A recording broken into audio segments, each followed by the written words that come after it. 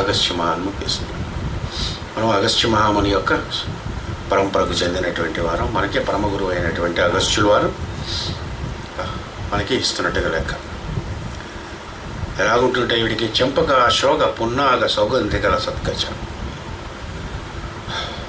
చెంపకములు, అశోకం యొక్క వృక్షముల యొక్క, పున్నాగములు వాటి యొక్క పుష్పముల యొక్క వాసన ఎంత మధురంగా ఉంటుందో అటువంటి శిరోజములు కలిగినటువంటి అమ్మవారు. ఇప్పుడు వీలవుతుంది ఆశ్రమంలో అటువంటి వాటికి వెళ్ళినప్పుడు ఆ వాసన వస్తూ ఉంటుంది. అమ్మవారి గురించి చెప్పుకున్నప్పుడు ఇక్కడ అంతా కాలువల్లో వాసన వస్తుందని చేత అగరత్తులు వెలిగించుకోవాలి మనం. ఆ చక్కనైనటువంటి ఇంద్య పర్వతములు ఎందు కానీ, హిమాలయ పర్వత సానువులు ఎందు కానీ, శ్రీశైలాది పర్వతములు ఎందు కానీ, నీలగిరులు ఎందు కానీ నడుస్తూ ఉంటే మధ్యలో వెళ్తుంటే స్మెల్ వస్తుంది.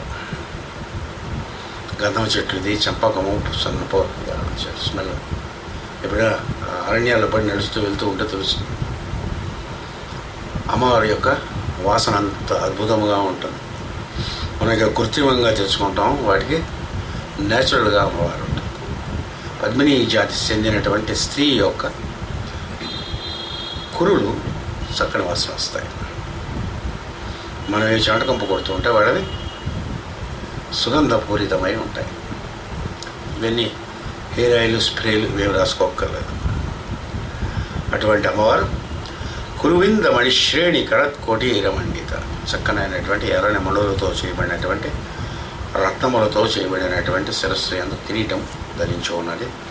ఈ కిరీటం గురించి మనం లోపల విపులంగా మళ్ళీ చెప్తాం. ఇది ఒక ప్రత్యేకమైనటువంటి సంకేతములు కలిగినటువంటిది, మంత్రార్థములు కలిగినటువంటిది.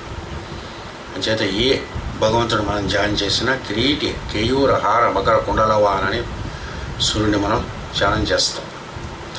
అలా విష్ణుమూర్తిని చేసిన కిరీటినే చేస్తాం.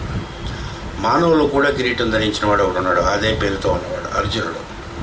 అర్జునుడి పేరులో కిరీటి అని ఉంటుంది. దీనికి ప్రత్యేకమైన అర్థం ఉన్నది. లోపల మనం కొంత లోపలికి వెళ్ళాక మంత్రార్థములు చెప్పుకుందాం.